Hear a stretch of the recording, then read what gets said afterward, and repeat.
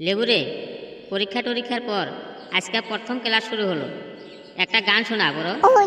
जानते रे जाने मन बचपन का प्यार मेरी हुआ है हुआ है हुआ है हुआ है हुआ है। फेलू मेरा डार्लिंग बचपन का प्यार मेरी जाना है, बचपन का प्यार मेरी जाना है। कालू मेरा बंधु प्यार प्यार होता है, कालू मेरा बंधु प्यार प्यार होता है। এই সবাই চুপ, স্যার আসছে। Good morning sir, good morning sir. Good morning sir. Good morning আমার গুণধর ছাত্ররা, তোমরা বসে পড়ো। Welcome back to class. অনেকদিন পর আমার ক্লাস শুরু হলো, তো তোরা কেমন আছিস সবাই? সব ঠিক আছে বড়। বড়? তুই বড় কাকে বললি? সরি স্যার, লেবুকে বড় বলেছিলাম তো, তাই ওটা আমার মুখে চলে এসেছে। স্যার বলতে গিয়ে মুখে বড় চলে এসেছে। Sorry sir, extremely sorry. প্রথমেই আমার মেজাজটা একদম গরম করে দিলি। বেশ, তোরা সবাই বাংলা বই বের কর। করেছি স্যার। লেবু, তুই 4 নম্বর চ্যাপ্টারটা পড়তো। ध ध ध ध म আরে, ওটা ধর্ম লেখা আছে, ধর্ম। धर्म आर आर सी सी शिखा। আরে, ওটা শিখা নয়, ওটা শিক্ষা। अच्छा, शिक्षा शिक्षा शिक्षा द द द ट। ওটা ট না, ওটা দুটো। अच्छा सर। धर्मर उ उ उ। আরে, কি করছিস? ওটা উদ্দেশ্য। বেশ, তুই বস। কালু, তুই দাঁড়া, তুই ওর পর থেকে পড়তো। লেবু রে, তুই কোন পর্যন্ত বললি ভাই? বোঝো ঠেলা, ও দেখেইনি লেবু কোন পর্যন্ত পড়লো। তুই প্রথম থেকেই পড়। ধর্ম আর শিক্ষার দুটোরই উদ্দেশ্য হলো মানুষের কল্যাণ করা, মানুষ যাতে সুখে শান্তিতে বসবাস করতে পারে, তার জন্য ধর্ম এবং শিক্ষার দুটোরই দরকার। দুটোই মানুষকে নৈতিকতা শিক্ষা দেয়। বেশ কালু, তুই বস। ঘেটু, তুই দাঁড়া, তুই তারপর থেকে পড়। ধর্ম উদ্দেশ্য মানুষ উদ্দেশ্য নৈতি দুটো নৈতিকতা শিক্ষা দেয়। আরে, কি বলছিস রে তুই? তুই কি বলতে চাইছিস বল? তুই কি মুখে সুপুরি ভরে এসেছিস? চল, আর একবার পড়, আস্তে আস্তে। হ্যাঁ, ধর্ম মানুষের পরিবেশ পরিবেশ মানুষকে উপরে মানুষের নৈতিকতা শিক্ষা দেয়। তুই বস, তোকে আর পড়তে হবে না। পেশি, তুই তারা তো। বলুন স্যার। তুই খাবারের দুটো উৎস বল, যেখান থেকে আমরা খাবার পাই। স্যার, খাবারের প্রথম উৎস হলো জোম্যাটো আর দ্বিতীয় উৎস হলো সুজি। আমরা জোম্যাটো আর সুজি থেকে যা ইচ্ছা তাই খাবার পাই। আরে পণ্ডিত, আমি টাকা দিয়ে খাবার কিনে খাওয়ার কথা বলি নেই। আমি বলেছি যে প্রকৃতি থেকে আমরা কিভাবে খাবার পাই, মানে আমরা বিনা টাকাতে কিভাবে খাবার পেয়ে থাকি। আমি বলবো স্যার। বল। স্যার, বিয়ে বাড়ি আর বার্থডে পার্টিতে আমরা বিনা টাকায় খাবার পাই। ভুল। বিয়ে বাড়ি আর বার্থডে পার্টি দু জায়গায় আমরা গিফটের বিনিময়ে খেয়ে থাকি, ওটা ফ্রিতে খাওয়া বলে না।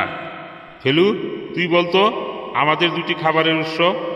স্যার, বিনা টাকাতে খাবার স্যার, একটা হলো বাবার হোটেল আর একটা হলো শ্রাদ্ধ বাড়ি, যেখানে আমরা বিনা টাকাতেই খেতে পারি। আরে পণ্ডিতের সর্দার, তুই কোনো অ্যান্সারই বই থেকে দিস না, তুই তোর মনের থেকে বানিয়ে বলিস। একটু বই খুলে পড়ার অভ্যাস কর। কেউ এর সঠিক উত্তর দিতে পারবি? Two natural source of food কেউ বলতে পারবি? স্যার, আমি বলবো। ইয়েস, হাবলু, তুইও বল। স্যার, প্লান্ট অ্যান্ড অ্যানিম্যাল, মানে গাছ এবং পশুর থেকে আমরা প্রাকৃতিক খাবার পাই। Very good. শুধু তুই এই ক্লাসের সম্মানটুকু বাঁচিয়ে রেখেছিস। ভেরি গুড হাবলু, বসে পড়।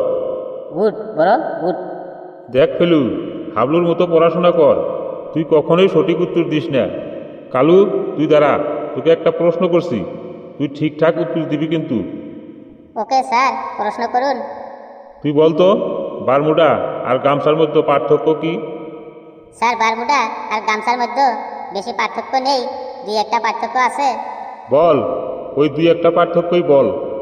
স্যার, বারমুন্ডার দাম অনেক বেশি আর গামছার দাম হলো অনেক কম। যদি খুব জোরে হাগু পায় তাহলে বারমুন্ডা খুলতে অনেক দেরি হয়, কিন্তু গামছা পরা থাকলে সেটা তুলেই একদম বসে পড়লেই হলো, একদম ইজি প্রসেস। স্যার, বারমুন্ডার পকেট আছে, গামছার কোনো পকেট নাই। যদি কখনো কেউ হঠাৎ করে বসে পড়ে তখন বারমুন্ডা ফেটে যাওয়ার চান্স থাকে। আর যদি কেউ হঠাৎ করে গামছা পরে বসে পড়ে তাহলে তার পাশে ফেটে যাবে, কিন্তু গামছা ফাটবে না। বেশ, তুই এবার থাম, না হলে কিন্তু পিটিয়ে তোর পাশে একদম ফাটিয়ে দিব। তোদের এত করে রচনা লেখা শিখালাম, কিন্তু পরীক্ষার খাতায় তোরা একজনও রচনা লিখিস নি। সি সি সি, আজ তোদের আমি রচনা ধরবো। ঠিকঠাক না পারলে একদম রোদের মধ্যে মুরগি বানিয়ে রাখবো কিন্তু। ঘেটু, তুই দাঁড়া, তুই উটের ওপর একটা রচনা বল। স্যার, উট অনেক উঁচু, আমি উটের উপর কিভাবে উঠবো স্যার? আমি তো এখনো ছোট। তো মহারাজ, তুমি কিসের উপর রচনা লিখেছো? স্যার, আমি মহিষের উপর রচনা লিখেছি। মহিষ উটের থেকে অনেক নিচু। আচ্ছা, মোষ অনেক নিচু, তাই তুই মোষের উপর উঠে গেছিলি। কাল যদি আমি টিচারের উপর রচনা লিখতে বলি তাহলে তো তুই টিচারের উপর ঝাঁপিয়ে উঠে পড়বি। বেশ, তুই মোষের উপরেই রচনা লিখতে বললি, কি লিখবি বল।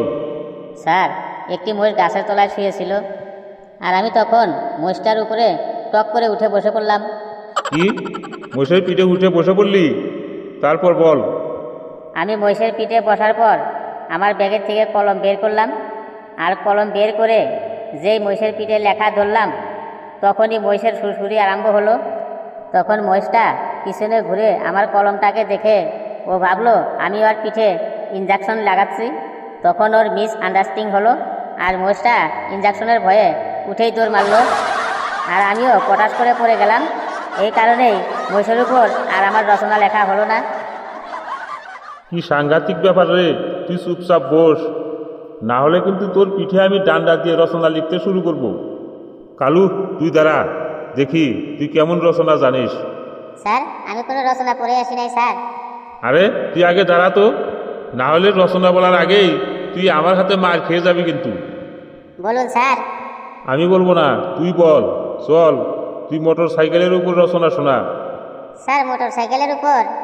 হ্যাঁ মহারাজ, ঠিকই শুনেছিস, মোটর সাইকেলের উপর, মোটর সাইকেলের উপর, তাড়াতাড়ি শোনা। স্যার, এখনো তো আমার ড্রাইভিং লাইসেন্স হয়নি, তাছাড়া আমার বাবা আমাকে মোটর সাইকেলের উপর চড়তে বারণ করেছে। তাহলে আমি মোটর সাইকেলের উপর কিভাবে রচনা লিখবো স্যার? মোটর সাইকেলের উপর বসে রচনা লিখবি তুই? স্যার, মোটর সাইকেলের উপর যদি না উঠি তাহলে রিয়েলিটির মতো ফিলিংস কিভাবে আসবে আমার মধ্যে? বেশ, তাহলে তুই ঘোড়ার উপর একটা রচনা বলতো। স্যার, আমি মোষের উপর রচনা শোনাবো স্যার। মোষের উপর? আচ্ছা বেশ, তাহলে তুই মোষের উপরই রচনা শোনা। স্যার, মোষ একটি সামাজিক প্রাণী।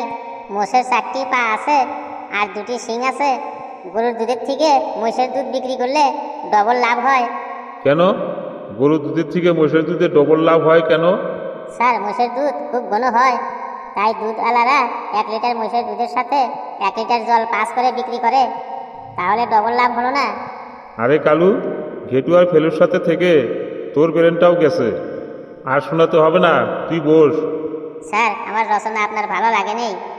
ভালো মানে বহুত ভালো লেগেছে। এবার চুপচাপ বস, না হলে কিন্তু তোরও খারাপ লাগা শুরু হবে। ঘেটু, দেখ এবার আমার পালা, কারণ আমার দুটো চোখই লাফাচ্ছে। তুই কিসের রচনা মুখস্থ করে এসেছিস ফেলু? আমি ওই মোষের উপরেই রচনা মুখস্থ করে এসেছি। তুই আবার কবে মহিষের উপর চাপলি? এই তোরা ফিস ফিস করে কি বলছিস রে? নে ফেলু, এবার তোর পালা, তোর পিঠটাকে একটু শক্ত কর। বলুন স্যার, কি নিয়ে বলবো? বাহ, তোর কনফিডেন্স লেভেলটা খুব বিরাট দেখছি তো। Sir, full confidence on my self. আরে বাহ ফেলু বাহ, তুই তো দেখছিস দারুণ ইংলিশ বলিস। স্যার, লকডাউনের সময় আমি ফেলুকে ইংলিশ শিখিয়েছি। তুই বেশি ভক ভক করিস না ঘেটু, তুই বাংলায় জানিস না, তুই আবার অন্যকে ইংলিশ শিখাবি। স্যার, আমি ইংলিশ জানি। বেশ, তাহলে তুই ইংলিশে কথা বলে শোনা তো, দেখি কেমন ইংলিশ জানিস।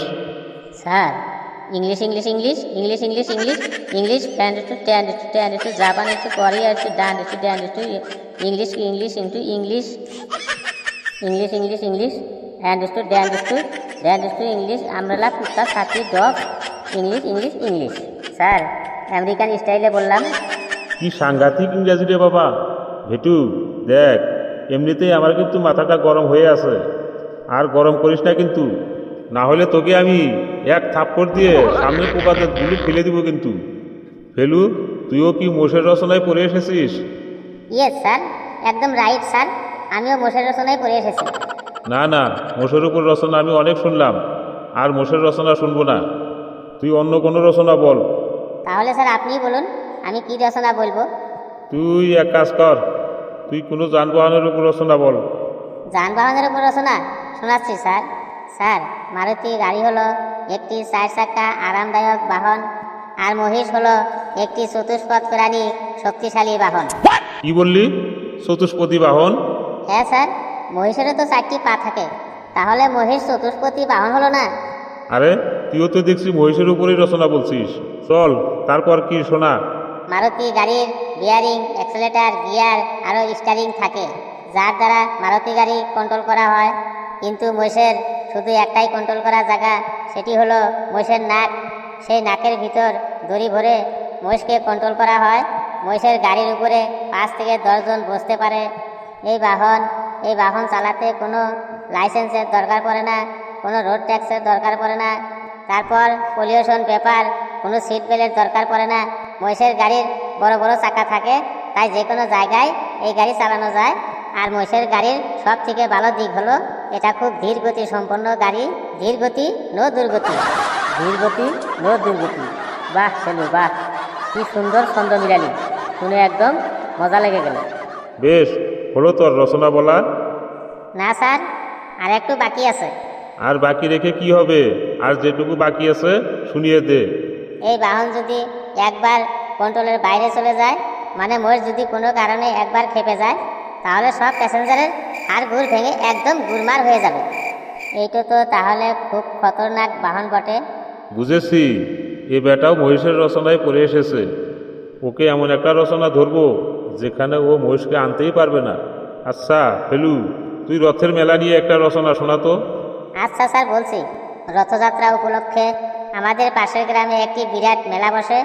আমরা সবাই ওই মেলার দিন রথ টানতে টানতে ওই মেলায় গিয়েছিলাম। আর হঠাৎ করে দেখলাম ওই রাস্তায় একটি মহিষ চলে এসেছে। আর মহিষ হলো একটি চতুষ্পদী প্রাণী। মহিষের বাঁশির মতো বাঁকানো 2টি শিং থাকে। মহিষগুলো বেশিরভাগ ব্ল্যাক কালারের হয়, বিদেশে আবার সাদা কালারের মহিষও দেখা যায়। মহিষের দুধ গরুর দুধের থেকে অনেক ঘন হয়, তাই মহিষের 1 লিটার দুধের সাথে 1 লিটার জল মিশিয়েও বিক্রি করলে কেউ ধরতে পারবে না। মহিষের দুধের চায়ের দামও একটু বেশি হয়। থাম থাম, তুই তো আবার দেখছিস সেই মহিষের বিষয়ে বলতে শুরু করলি। আচ্ছা, তুই প্লেন যাত্রা নিয়ে একটা রচনা শোনা। এবার দেখি কোথা থেকে আসে তোর মহিষ। একবার আমি গরমের ছুটিতে বাবা মায়ের সাথে প্লেনে করে কাশ্মীর বেড়াতে যাচ্ছিলাম। প্লেনের মধ্যে জানলার ধারে সিটে আমি বসেছিলাম। তারপর একটু পরে আমার ঘুম পেয়ে গেল। ঘুম পেয়ে গেলে তো ঘুমিয়ে পড়। এখানে আবার কোথা থেকে মহিষ আসবে যে তোকে ঘুমাতে দিবে না? না স্যার, আমি ঘুমাই নেই। আমি ঘুমটা কাটানোর জন্য মোবাইলটা খুললাম। মোবাইলটা খুলে ইউটিউবে ভিডিও অন করলাম। আর খোলার সাথে সাথে দেখলাম বড় বড় 2টি মহিষ নিজেদের মধ্যে লড়াই করছে। সেই লড়াই দেখে আমার মন একদম খুশ হয়ে গেল। আর মহিষ হলো একটি সামাজিক চতুষ্পদী প্রাণী। মহিষের বাঁশির মতো বাঁকানো 2টি শিং আছে। মহিষগুলো বেশিরভাগ ব্ল্যাক কালারের হয়, আবার বিদেশি মহিষ আর সাদা কালারেরও দেখা যায়। মহিষের দুধ গরুর দুধের থেকেও ঘন হয়, তাই 1 লিটার মহিষের দুধের সাথে 1 লিটার জল মিশিয়ে বিক্রি করলেও কেউ ধরতে পারবে না। মহিষের দুধের চায়ের দামও অনেক বেশি। তুই মহিষ নিয়ে পড়ে থাক, তোরা বস, আমি যাই এবার। বন্ধুরা, মহিষের রচনাটি কেমন লাগলো কমেন্টে জানাবেন। যত পারেন লাইক করবেন, শেয়ার করবেন এবং সাথেই থাকবেন। হাসতে থাকুন, সুস্থ থাকুন। যত বেশি হাসবেন তত সুস্থ থাকবেন।